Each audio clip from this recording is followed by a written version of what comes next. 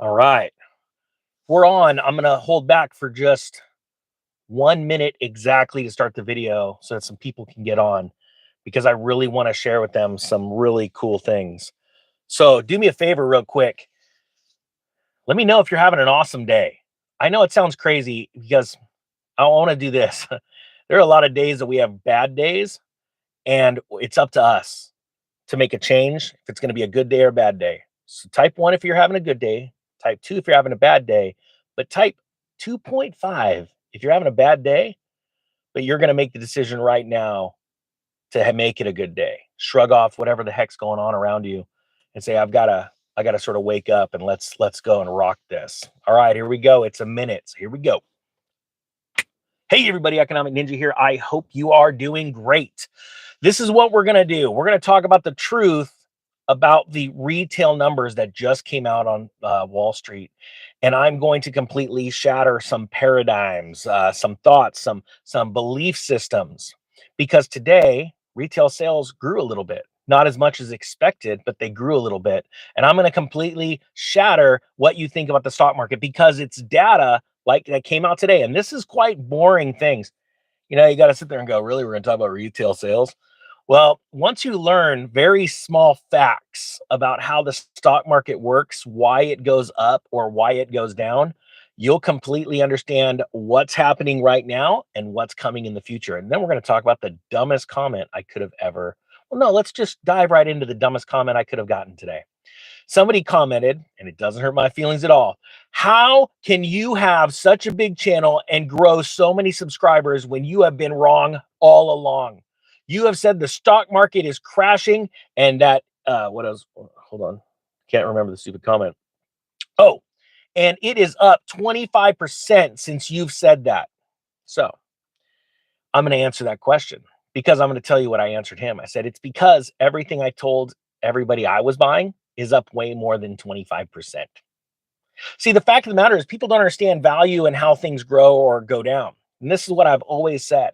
And type 4 if you remember this. There's a stock market crash coming. I cannot tell you when, but when it happens, it will catch people completely unaware. You will see very small signs of when it's coming, and they're happening right now. I've said this for 3 years. I know it sounds crazy, but stock market crashes take a while to build up and then come down. Said, however, most people will be fooled because right now we're living through a time of an inflationary wave, which also causes the stocks to rise because the dollar falls. And I said there's things to hedge against that. All right. So that's the truth. And I've been saying this whole time. And I also remind everyone we've seen the stock market indexes fall about 50% twice since the year 2000. And whoever thinks that it can't happen a third time, I have to say, is a complete moron. They should probably just go sit, suck their thumb, have some chalk, draw a circle around themselves, and go vote for Biden. But that's just how I feel.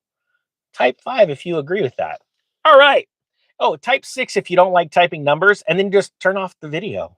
It's that simple. Oh, and I had to also tell that guy one thing. Why are you still watching me? He's a nutball. All right, cool. So we're going to dive into these retail numbers. This is out of CNBC, and then I'm going to show you where all this is fake. May retail sales rise 0.1%, weaker than expected. So that's bad news, right? But a lot of people would read that headline and go, retail sales are still rising, consumers still buying. Nope, it's not true. It says retail spending was weaker than expected in May as consumers continued to wrestle with stubbornly higher levels of inflation. Sales rose just 1% on the month, 1/10 of a percentage point below the Dow Jones estimate, according to a Commerce Department report Tuesday. That is adjusted for seasonality. Catch this, but not inflation. However, the result was slightly higher than the downwardly revised 0.2% decline in April. Let me ask you this. Type yes or no if you remember a while back, I told you, it was about a year and a half ago, I said these data people, statisticians or whatever you want to call them, we're going to start front running bad news. And so what they would do is they say, hey, we're expecting a decline of this. And then, ooh, it declined, but not as bad as we thought. and it was bad news is good news scenario. So you guys all remember me saying that? All right. I don't see any yeses, but I'm just going to go with it because I was talking about it forever. And so you have to sort of read between the lines. And when you see the jargon talk, because this is my third economic cycle. I mean, this ain't my first rodeo. I've been following these cycles for now. This is the third. So since the year 2000, I've been studying them like crazy. And I went back into time, went back in the past, and studied how the Fed governor spoke, how the media ran media cycles around economic indicators or cycles, and you come up with the same information. Well, check this out. It gets a little better. It says on a year-over-year basis, again, we're talking about retail sales.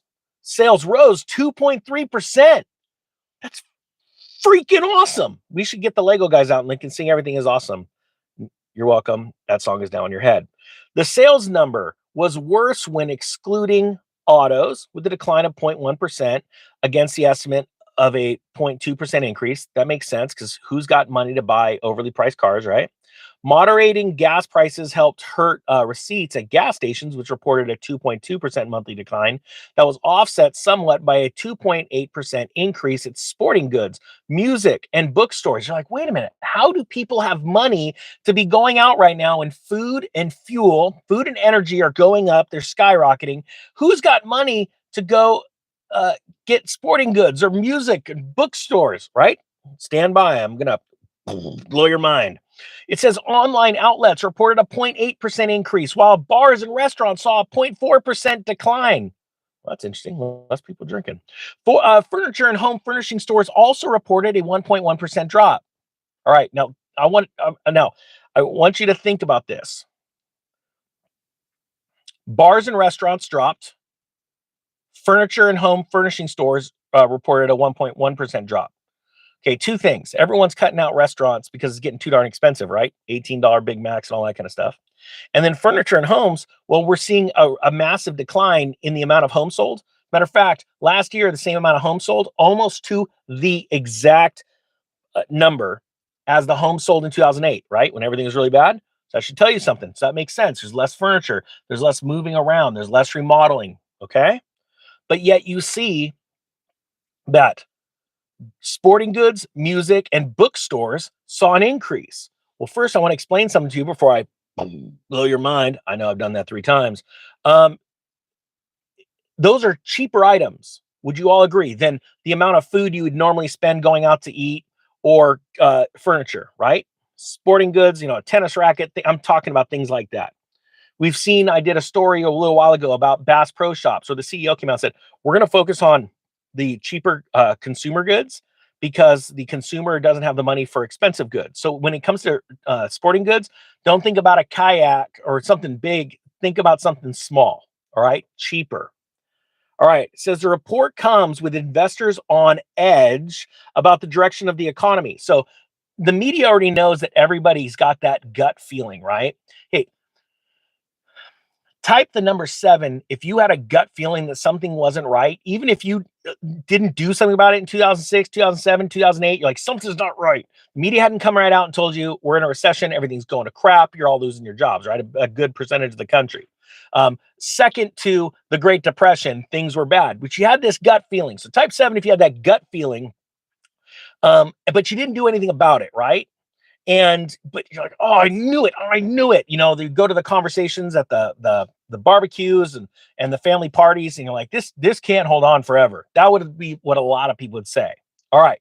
So now we just talked about these retail sales. I broke down the differences in the percentages and how they're front running these numbers with bad data. So it doesn't, like, the current bad data doesn't seem as bad.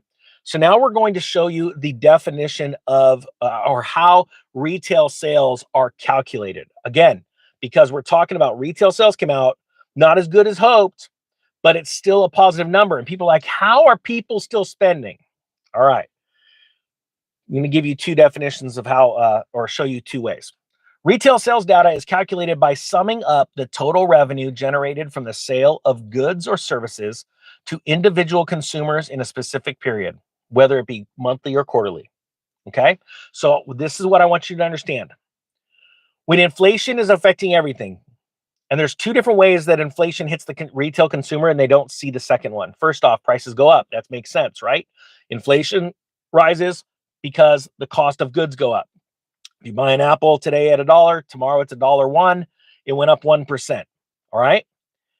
Here's the other way it goes up, and this is the stealth way. And Walmart was just busted for this a while back, where people are going on TikTok and X, and they were taking photos of a rollback price that said, hey, $2.97, it's on sale. And then the Walmart employees that you would lift up, and the old price tag was still there. And it was, instead of the sale color, I don't remember the sale color, is it red? It would have the yellow sales tag, and it would say $2.97. And it was a deceitful retail practice where, and it was just due to laziness, because the employees put the new sale price up for that week, because they're given a form or an email that shows all of the SKUs and the new prices, and then the computer prints out the new label, and they would just slide it up there. All right. So they would sit there, and they were busted for deceitful practices because that item wasn't on sale. But what you were doing was you were trying to convince, confuse, or deceive the retail, the consumer, into buying it now because it's on sale. You better buy it now before tomorrow. And so that's one way. I told you about how the biggest home sellers in the country are actually putting sold signs. I know this from one of my insiders. They're putting sold signs on every other home in a development, scaring the people to go and buy a house now because these are already halfway sold. And then they would take those sale signs off and go, oh, that one fell out of escrow. And no one would ever know. They would never know, unless you're in the sales business, that this happened, because nobody knows who bought that house in the first place. So someone else moves in 2 months later, you just think that that was the sold sign associated with it, but it's deceitful practices. But here's the way that they really do it. Normally, let's say Walmart would always run a sale on TVs. They would be normally $2,000. They'd run a sale at $1,495, so right under $1,500. Well, then what they do is that sale price now is $1,600 or $1,700. And what people don't realize is the sales aren't as deep. So what people are doing is they're paying more dollars for goods. On average, let's say Walmart sells 1 million TVs a year, in a good time or a bad. The only thing that calculates the retail sales data is how much was the average TV sold for. So when you see retail sales grew, it's because you're paying more for the items. Now, honest truth, type 8 if that sort of blows your mind. If you get it, you're like, holy cow. So this is all fake. So when you come out and you say, how is the stock market rising? Well, first you have to understand that the stock market goes up based off of algorithmic trader algos, bots. Okay, they're based off of news. And so when the news comes out and says retail sales grew 0.1%, they go, it's better than losing. Let's go buy more stuff. And what they don't see, and this is what I want to do to change your paradigm, which will ultimately change your life, because it will bring you in wealth, because you'll see these cycles and you'll be pivoting and moving ahead of time to position yourself, right?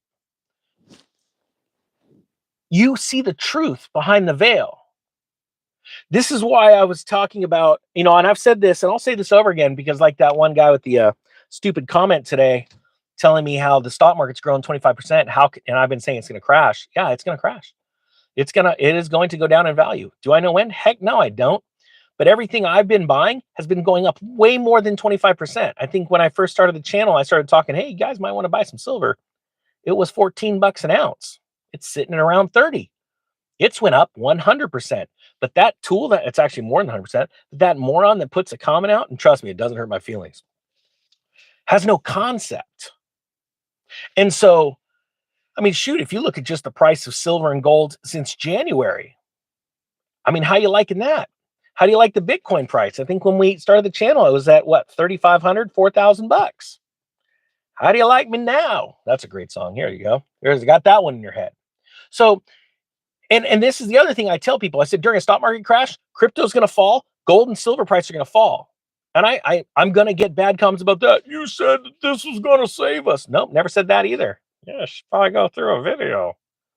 But see, that's the thing. Most people don't understand that this game, and it is a game, please understand that, is as everything's coming down from inflation to now a deflationary cycle is you want to hold on to as much value, as much net worth as possible, and your credit score, and be clear minded and organized. Because everyone else that didn't think about it, they lose everything. They go into bankruptcy or they go into late pays, so they can't qualify for new loans. And since this entire economy is built on debt, debt, debt, debt, that's it. You want to be in a position to go buy all their crap at really cheap prices. And guess what? You're going to need debt to do it, but you're going to want to do it well, do it smart. You do it structured. You have it, the debt, the loans are taken out by companies that you own. I know it sounds crazy. You don't want to be a business owner. Well, an LLC isn't what you think. It's instead of using your social security number, you're going to use an EIN number, and you're going to do it all legal, and you're going to be crushing it. And you're going to all of a sudden think like an elite person. Look, here are the facts of the matter. You want to know why this channel is growing big? Is because you are awesome. You don't care about something fancy. You don't need fancy editing, fancy clothes. You don't need some guy all ripped in muscles, telling you to get a six pack or you're not going to be successful. They're all fake. And I'm telling you, that's all they got. You don't need that to be successful. All you need is the truth. And let me ask you this, type 10 if you're a truth seeker, or just hashtag truth. Hashtag truth. If that's all you care about, that's all I care about. I just want to get to know all the most amazing people in the world. And like most of them are sitting right here in this room, and the room's going to get bigger. And you know what? I'm going to do this, a shout out. I'm going to put a link to my newsletter. It's free. Sign up for it if you can. And it keeps you updated on videos that come out, and you can see a list of videos that come out every day and go, I don't want to watch that. I'll watch this one. Maybe the dude's going to have cardboard. I don't know, but it'll keep you informed, and you don't have to worry about all the notifications that YouTube's not pushing out anymore. And that's okay. We're going to fight them another way because we're just going to win, baby. We're just going to keep winning. And the other thing is I'm going to start doing a lot more Q&As because it's more structured, because I have a group of people that help me. Now I'm going to do free Q&As on anything from crypto to silver to, we're going to do all kinds of different Q&As, real estate.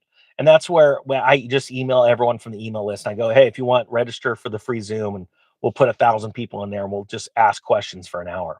And I found a lot of really cool people and things that are ways to help people, give them the information that I can't do here. So if you want, there's the link. It'll be down in the comment section in a second. I hope you guys have a great day. The Economic Ninja is out.